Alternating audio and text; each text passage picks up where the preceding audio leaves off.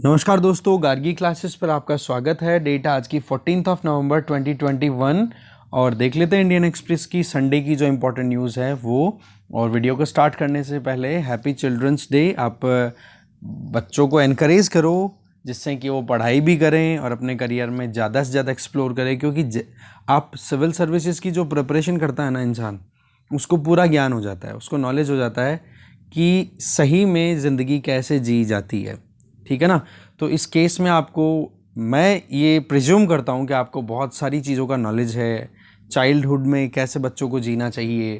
तो अपने एक्सपीरियंसेस आप बच्चों के साथ शेयर करो, कम से कम उन बच्चों के साथ में जो अभी 10th क्लास में है, 10th हो गई, 11th 12th, जो अभी करियर को लेकर के कुछ ओरिएंटेड अपना एक फिक्स टारगेट लेकर के चल रहे हैं।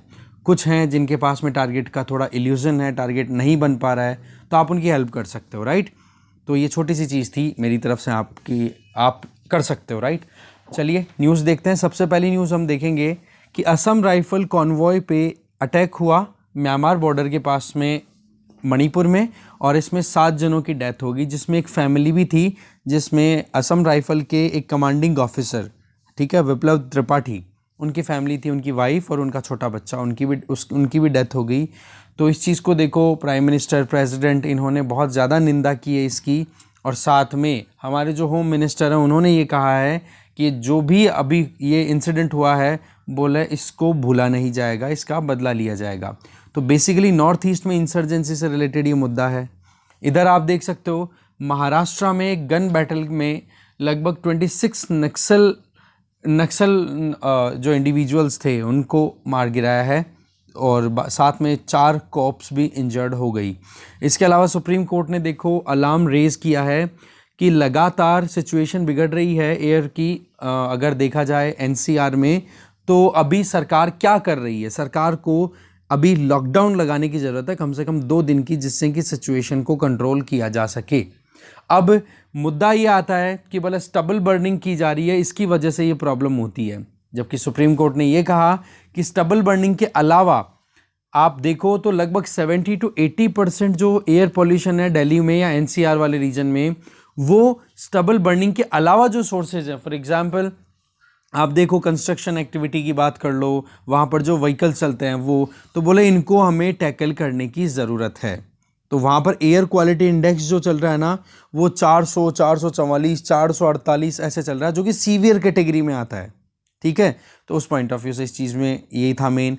इसके आगे हम देखेंगे क्रिप्टो करेंसी को लेकर के। देखो मीटिंग हो रही है, फाइनेंस मिनिस्ट्री ने मीटिंग बुलाई थी, ध्यान है आपको, कि क्रिप्टो करेंसी, फिर उसको ये देखा जाएगी कि इज इट एन अपॉर्चुनिटी और अ चैलेंज। ठीक है, तो उस चीज़ के ऊपर अभी मीटिंग हो रही है। तो प्राइम मिनिस्टर ने मीटिंग में कहा कि प्रोग्रेसिव स्टेप्स लिए जाएंगे और सावधानी भी बरती जाएगी कि कहीं हम गड़बड़ ना कर दें।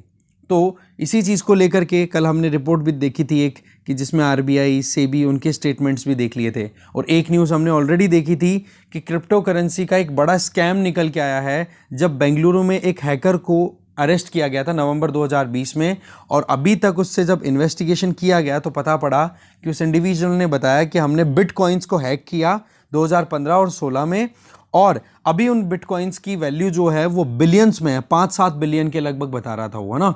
तो अपने आप में ये बहुत बड़ा डिसरप्शन है। इसी चीज़ को लेकर के ये जो डिस्कशन है, ये मीटिंग है, ये अपने आप में इंपॉर्टेंट हो जाती है। इसके अलावा बिटकॉइंस इस तरीके से हैक होने लग गए और इस तरीके से ये एक बिना किसी सेंट्रलाइज्ड एंटिटी की रेगुलेशन के ये काम करते रहते हैं, तो इनका यूज़ तो मनी लॉन्ड्रिंग, पैसे का गलत यूज़, और टेरर फंडिंग, टेररिस्ट एक्टिविटीज़ को प्रमोट करने के लिए किया जा सकता है, जो कि जो भी सोवरेंस हैं, जो भी गवर्नमेंट्स हैं, जितने भी सिस्टम्स चल रहे हैं, उन सब के लिए बड़ा घातक साबित हो सकता है। इसके अलावा आपको पता होना चाहिए कि चाइना ने तो बिल्कुल ब्लैंकेट बैन कर रखा है कि बोला क्रिप्टो करेंसी में अगर कहीं पर भी कोई लेन देन हुआ और वहाँ के बैंकों ने उन लेन देन को अगर अलाउ किया, तो बोला बहुत ज़्यादा कड़े से कड़े कदम लिए जाएंगे। इसके अलावा El Salvador, central American country, उसने तो देखो बिटकॉइन को, जो कि एक क्रिप्टो करेंसी है, उसको लीगल टेंडर, मतलब वहाँ की करेंसी ही डिक्लेयर कर दी है। ठीक है, इसके अलावा अगर देखो तो ये जो अभी रिसेंट एक रिपोर्ट आई थी इकोनॉमी पेज पे, वहाँ पर ये बताया गया कि लगभग इंडिया में बिटकॉइंस में 6 लाख करोड़ रुपए तक इंडियंस इन्वेस्ट कर चुके हैं और ऑफलाइन और ऑनलाइन इतना ज़्यादा प्रमोशन किया जा रहा है बिटकॉइन का, तो उस चीज़ को लेकर के अब जल्दी से जल्दी एक रेगुलेशन या रेगुलेटरी रिजीम हमें तैयार करने की ज़रूरत है। इसीलिए तो बोला ना कि ये जो क्रिप्टो करेंसी है ये एक अपॉर्चुनिटी है या फिर एक चैलेंज है। ठीक है, क्योंकि हमारे यहाँ पर अभी तक ना तो बैन किया गया है क्रिप्टो करेंसी को और ना ही कोई रेगुलेशन अभी अवेलेबल है, तो इनके बीच में अभी भी सरकार जो है वो क्लियर कट डिसीजन लेने में सक्सेसफुल नहीं हो पा रही है, और उसी चीज़ को लेकर के ये मीटिंग है।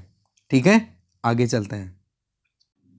फिर पेज नंबर 4 पे हम जो न्यूज़ देखेंगे वो रहेगी, एक तो प्राइम मिनिस्टर नरेंद्र मोदी ने यूएस सेनेटर से बातचीत की है, और उन यूएस सेनेटर जो थे, ठीक है, जिनका नाम यहाँ पर आप देख सकते हो, सेनेटर जॉन कॉर्नी, ठीक है, कॉरियन, ठीक है, जॉन कॉरियन। तो इन्होंने इंडिया की जो रशिया के साथ रिलेशनशिप है उसको बिल्कुल भी क्रिटिसाइज नहीं किया है, इवन सपोर्ट किया है कि इंडिया अपने रिलेशनशिप किसी भी कंट्री के साथ रखे, यूएसए को इंडिया के ऊपर प्रेशर नहीं बनाना चाहिए, नहीं तो यूएस और इंडिया के जो कोऑपरेटिव रिलेशन अभी जिस पीक पे चल रहे हैं, बोला उनको हार्म हो सकती है। तो ये चीज़ इन्होंने अपनी तरफ से हाईलाइट की। आपको पता होना चाहिए कि रशिया जो है, रशिया के साथ में इंडिया की एक एग्रीमेंट हो रखी है, डिफेंस एग्रीमेंट, जिसमें रशिया से हम एंटी मिसाइल सिस्टम लेंगे S-400। ठीक है, तो उस चीज़ के लिए डोनाल्ड ट्रंप ने तो अपनी तरफ से पहले से ही कर दिया था कि काटसा एक्ट पारित कर रखा था, काउंटर एडवर्सरी ऑफ अमेरिका के अगेंस्ट में जो भी कंट्रीज है उनसे कोई भी रिलेशन रखेगा तो उन कंट्रीज के साथ में इंडिया रिलेशन अमेरिका रिलेशन बिगाड़ लेगा अपने। तो इंडिया के ऊपर दबाव था बहुत ज़्यादा, ठीक है, कि रशिया से S-400 एंटी मिसाइल सिस्टम अगर परचेज करेगा इंडिया तो बोले रिलेशनशिप में कहीं ना कहीं दरारें आने लग जाएंगी। पर अभी इंडिया और रशिया के रिलेशन को लेकर के अगर यूएस कांग्रेसमैन, जिसमें यूएस के जो सेनेटर हैं, उन्होंने सपोर्ट जो शो किया है, ये इंडिया के लिए एनकरेजिंग है। बिटकॉइन स्कैम का मुद्दा ऑलरेडी हमें पता पड़ ही गया है। इसमें देखो, कर्नाटका में जो अभी रूलिंग गवर्नमेंट है वो बीजेपी की है, तो बीजेपी के ऊपर क्वेश्चन मार्क लगाया जा रहा है कि आपको पता है कि नवंबर 2020 में अरेस्ट हो चुका था, उसका नाम था श्री कृष्णा, जिसने वो हैकिंग की थी, ठीक है, तो वो श्रीकी शॉर्ट नाम है उसका। तो श्रीकी को आपने अरेस्ट कर लिया था, तो उसके बावजूद आपने अभी तक इंटरनेशनल कम्युनिटी से इस बात को शेयर क्यों नहीं की। अब आपको पता है, इंटरनेशनल पुलिसिंग की बात करें तो इंटरपोल है, और इंटरपोल की हमारे यहाँ पर नोडल एजेंसी कौन है इंडिया में? सीबीआई। तो सीबीआई के थ्रू ये इन्फॉर्मेशन इंटरपोल के पास जानी थी, बोले ये अभी तक गई क्यों नहीं? इस बात पे पॉलिटिक्स चल रही है। वैसे बिटकॉइन में क्यों इंटरपोल की ज़रूरत पड़ रही है, क्यों सीबीआई का रोल यहाँ पर डायरेक्ट इंटरपोल से कनेक्टेड देखा जा रहा है? इसके पीछे वजह है क्योंकि बिटकॉइन के लिए अभी कोई भी रेगुलेटरी रिजिम किसी भी कंट्री में नहीं है, ठीक है ना। ये बस एक, आप कह सकते हो, वर्चुअल प्लेटफॉर्म्स के ऊपर अपने आप से एक रेवोल्यूशनरी काम हो रहा है। तो ऐसे में सभी कंट्रीज मिलकर के कुछ काम करेंगे तो कुछ आउटकम निकलेगा, इसलिए इंटरपोल का रोल आ जाता है। और ये आप ध्यान रखोगे, इंटरपोल की नोडल एजेंसी इंडिया में कौन है? सीबीआई, ठीक है ना। आगे चलते हैं।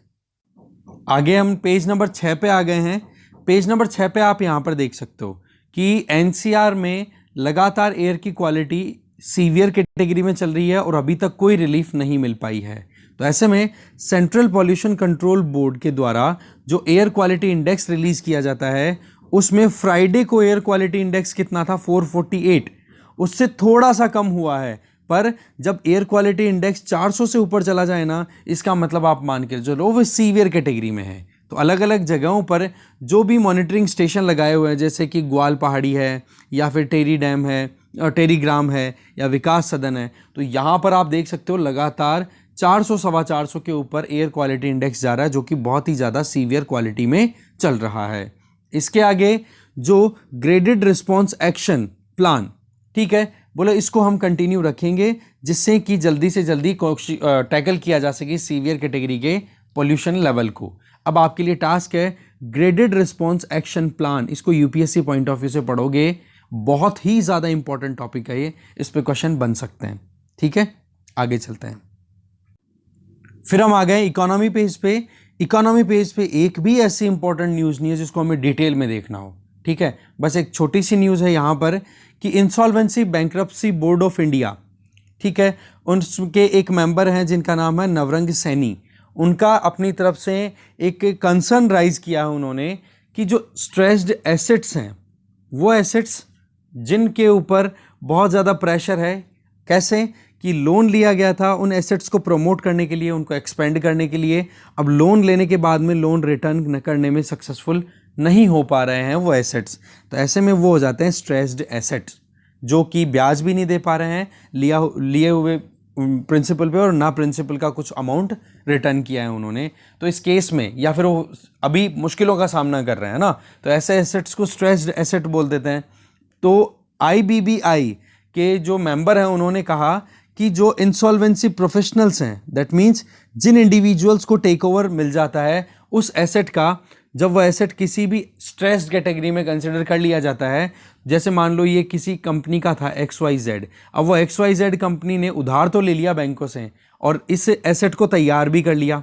अब उस एसेट को तैयार करने के बाद में जो पैसा रिटर्न करना था वो रिटर्न करने में सक्सेसफुल नहीं हो पा रही है XYZ कंपनी। तो अब क्या होगा, इस एसेट को टेक ओवर कर लेंगे इंसॉल्वेंसी प्रोफेशनल, जो कि एक्सपर्ट होंगे इस एसेट के स्ट्रेस को कम करने के लिए। अब होता क्या है कि इंसॉल्वेंसी प्रोफेशनल्स अगर एक्टिवली काम नहीं करते हैं तो टाइम हो जाता है, डिले की वजह से फिर उस एसेट की वैल्यू है वो डिक्लाइन हो जाती है। फिर अगर डिलेड ऑक्शन किया जाता है या उस एसेट का रेजोल्यूशन में कुछ भी हो सकता है कि आप मैनेजमेंट को चेंज कर रहे हो, उस सिस्टम में जो इंडिविजुअल्स, जो प्रोमोटर्स हैं उनको चेंज करना चाह रहे हो, या उस एसेट को बेच रहे हो, ऑक्शन कर रहे हो, तो उसमें अगर जितना डिले करते हैं ना उतना ही उस एसेट की वैल्यू डिक्लाइन होती है, जो कि ओवरऑल इकोनॉमी के लिए अच्छी बात नहीं है।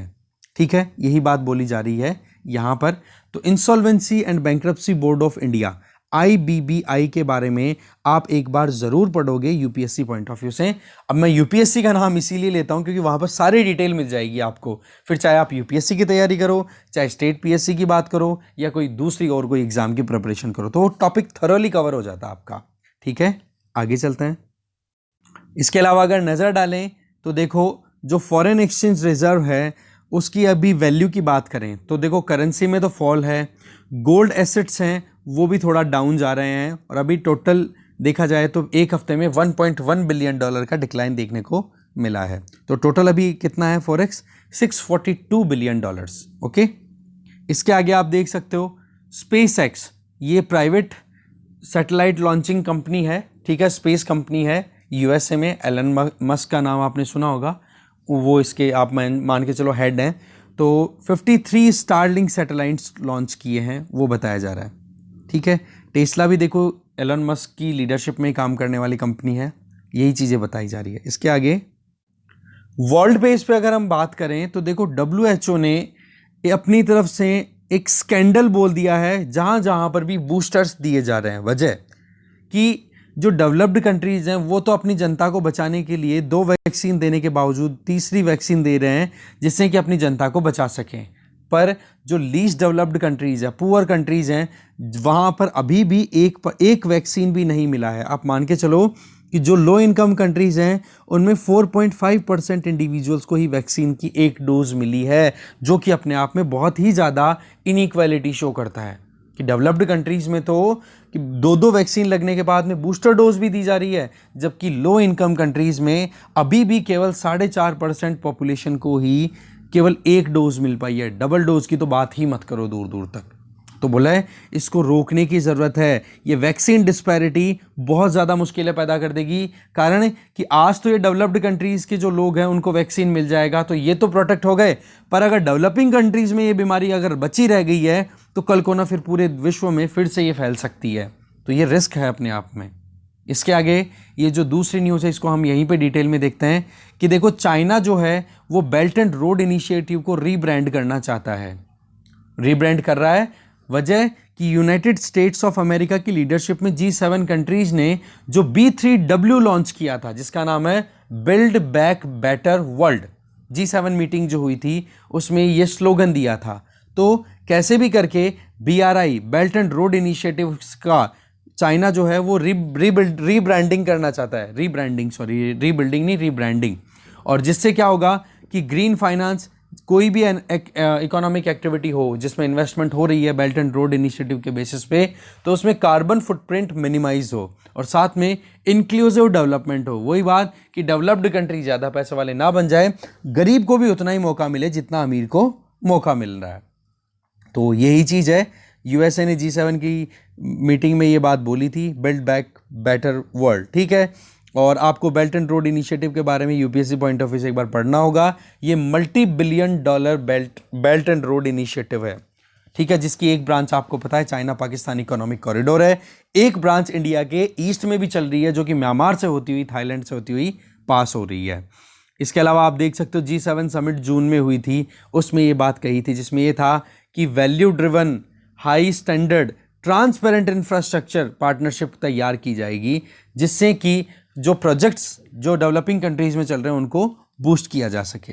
बस यही चीज़ है, और इन्हीं चीज़ों को ध्यान में रखते हुए बेल्ट एंड रोड इनिशिएटिव को भी रीब्रांड कर रहा है और प्रमोशन देना चाह रहा है। वैसे बेल्ट एंड रोड इनिशिएटिव जो था, इसमें देखो टारगेट क्या है चीन का, जो सिल्क रोड का एक रूट हुआ करता था एंशंट, अगर टाइम्स की हम बात करें, तो वही पकड़ अपनी फिर से बनानी चाहती है चाइनीज सिस्टम, राइट, जिसमें अलग अलग कंट्रीज को पार्टिसिपेट करने के लिए एनकरेज भी किया और बहुत से कंट्रीज ने ज्वाइन भी कर लिया है, ठीक है ना। आगे चलते हैं, बेल्ट एंड BRI के बारे में आप यूपीएससी पॉइंट ऑफ व्यू से जरूर पढ़ोगे। आगे चलते हैं, इसके आगे एक दो लाइनें हो रहा है, देखो कि किस चीज़ पे ज़्यादा जोर दिया जाएगा BRI के रीब्रांडिंग में, कि हम इंपॉर्टेंस देंगे ग्रीन इंफ्रास्ट्रक्चर को, ग्रीन एनर्जी को, ग्रीन फाइनेंस को, ठीक है। तो ग्रीन का मतलब हो गया कार्बन फुटप्रिंट्स को रिड्यूस करना, ठीक है। आगे चलते हैं हम, इसके आगे वर्ल्ड पेज पे नज़र डालें तो देखो अफगानिस्तान की कैपिटल काबुल में शिया डोमिनेटेड एरिया में एक और बॉम्ब ब्लास्ट हुआ है, जिसमें 6 जनों की डेथ हो गई, 7 इंजर्ड। अभी किसी ने भी ये तो नहीं कहा कि हम इसकी जिम्मेदारी लेते हैं, हमने ये अटैक कराया है, पर वही है कि ISIS का भी वहाँ पर प्रेजेंस है, ठीक है। बाकी तालिबानी ऑफिसर्स ने कहा है कि ये ब्लास्ट जहाँ पर भी हुआ है जो है ज़्यादा कुछ काम का नहीं है। इसके आगे ये देख सकते हो आप कि क्लाइमेट समिट जो है वो कार्बन फुटप्रिंट को सब्सटेंशियल बनाएंगी। दैट मीन्स आप देखो कि जो भी क्लाइमेट समिट हुई है, for example conference of parties 20 जो कि मैड्रिड में हुई, 20 है ना, और इसके 21 से पहले 20 जो कि आप देख सकते हो पेरू की कैपिटल लीमा में हुई थी, ठीक है, COP20। फिर उसके बाद में COP25 की बात कर लो जो कि मैड्रिड में हुई थी 2019 में, और अब बात कर लो COP26 जो कि ग्लासगो में हुई है। अब COP25 के बाद में 26 है ना, ग्लासगो में जो हुई है। अब COP25 तो 2019 में हो गया था, फिर आपको पता है कोरोना की वजह से ये ग्लासगो वाली मीटिंग थी वो 2020 में होनी थी, जो कि 2021 में हुई है अब जाके, ठीक है। तो ये जो मीटिंग COP25 थी ना, इसमें कार्बन फुटप्रिंट का एक लेवल बताया गया था, जो कि लगभग आप यहाँ पर देख सकते हो कि 50,000 टन के लगभग है, ठीक है। एग्जैक्ट अगर फिगर देखो तो आपको मैं बताता हूँ, एक सेकंड रुकिए। ये देखिए 51,101 टन कार्बन डाइऑक्साइड के इक्विवेलेंट एमिशन की बात की गई थी, पर अब ग्लासगो में आप देखो COP26 में कितना टारगेट हुआ है, लगभग 1,02,500 टन। आप ऑलमोस्ट डबल मानो, इतना एमिशन बढ़ रहा है, कार्बन फुटप्रिंट बढ़ रहा है। तो इसको टारगेट करना ही मेन टारगेट है COP26 का, पर फिर भी इस एमिशन को कंट्रोल करने में सक्सेस नहीं गेन की जा पा रही है, ठीक है। इसके आगे सीधा हम स्पोर्ट्स पेज पे आ गए, वहाँ पर आप देख सकते हो हमारे प्रेसिडेंट रामनाथ कोविंद जी ने ध्यानचंद खेल रत्न अवार्ड दिया है जेवलियन थ्रोअर नीरज चोपड़ा को, क्योंकि इन्होंने टोक्यो ओलंपिक्स में गोल्ड मेडल जीता था, भाला फेंक, ठीक है, जेवलियन थ्रो में, ओके। बाकी इसके अलावा आपको पता ही है कि इंडिया के नए कोच अब राहुल द्रविड़ बन चुके हैं, ओके। और बायो बबल रिलेटेड कोई मुद्दा अगर आए तो बायो बबल का मतलब हो गया कि कभी भी प्लेयर्स कहीं पे जाते हैं तो उनको कोविड प्रोटोकॉल्स को फॉलो करते हुए बिल्कुल सेफ जोन में रहना होता है, जिससे कि वो अपनी एक लिमिटेशन, फिजिकल लिमिटेशंस में रहना होता है, जिससे कि कोविड का रिस्क ना बने। तो वो एरिया जो हो गया that is bio bubble, okay. आगे चलते हैं। इसके अलावा अब हम आ गए फ्रंट पेज पे, जो हमारी न्यूज़ बच रही थी वो देख लेते हैं। देखो यहाँ पर आप देख सकते हो कि ये है मणिपुर का एरिया, इधर वाला अंदर, एक सेकंड में पेन ले लूँ, हाँ, इधर से आप देख सकते हो ये इम्फाल मणिपुर की कैपिटल और इधर म्यांमार। तो यहाँ पर इस वाले एरिया में ये अटैक हुआ है, जिसमें असम राइफल के इंडिविजुअल्स जो थे वो जा रहे थे, अपने कॉन्वॉय पास हो रहा था और उसमें फिर अटैक कर दिया गया वहाँ पर मिलिटेंट्स के द्वारा। ठीक है, देखो नॉर्थ ईस्ट में मणिपुर की बात करें तो मिलिटेंसी बहुत हद तक कंट्रोल में थी, पर मणिपुर में फिर से ये राइज होने लग चुकी है अभी। ठीक है, तो आप देखो बहुत लंबे समय के बाद में होने शुरू हो गई है इंसर्जेंसी। और इंसर्जेंट ग्रुप कौन कौन से हैं? एक तो पीएलए और एक है MNPF। इन्होंने टारगेट किया ये जो असम राइफल की कॉन्वॉय जा रही थी, और इसमें एक फैमिली थी, और इस फैमिली में जो कपल था वो तो ये रहा। ठीक है, और साथ में इनका एक छोटा बच्चा भी था, और इन तीनों की डेथ हो गई। राइट, तो इस केस में ये अपने आप में 2.5 फ्रंट की जब बात आती है ना, इंटरनल सिक्योरिटी की जब बात आती है, तब तो देखो नॉर्थ ईस्ट इंसर्जेंसी, कश्मीर में इंसर्जेंसी और नक्सलिज्म, ये 3 चीज़ें तो बहुत ज़्यादा, और रेडिकलाइजेशन बहुत ज़्यादा। ठीक है ना, चाहे वो किसी भी मुद्दे पर हो रेडिकलाइजेशन। ठीक है, ये तो इंटरनल इश्यूज हैं, तो ये तो हो गया हाफ। और अगर बॉर्डर फेसेस की बात करें तो एक तरफ चाइना, एक तरफ पाकिस्तान, तो ऐसे 2.5 फ्रंट की बात बहुत बार आपके सामने आएगी। तो इसमें ये हाफ फ्रंट है ना, ये हाईलाइट हो रहा है। इसके अलावा इधर आप देख सकते हो कि 26 माओइस्ट को मार गिराया है महाराष्ट्र वाले एरिया में, एक जंगल में, गढ़चिरौली वाला एरिया है, यहाँ पर आप देख सकते हो गढ़चिरौली फॉरेस्ट रिजर्व, इधर छत्तीसगढ़ और महाराष्ट्र बॉर्डर के पास में है। वही एरिया आ गया बिल्कुल, जो आप कह सकते हो कि जो दांतेवाड़ा वाला पास वाला रीजन है वहाँ पर, और इन जंगलों में ही ये सबसे ज़्यादा लोकेटेड है। माओइस्ट नक्सलिज्म जो वहीं पे प्रेवलेंट है। तो ऐसे में आप देख सकते हो कि 26 जनों को मार गिराया है। पर इसमें एक थोड़ा सा क्वेश्चन है कि एक माओइस्ट लीडर जिसका नाम है मिलिंद तेलतुंबे, वो प्रेजेंट था कि नहीं, उसकी कोशिश हो रही है कि उसकी डेथ हुई कि नहीं।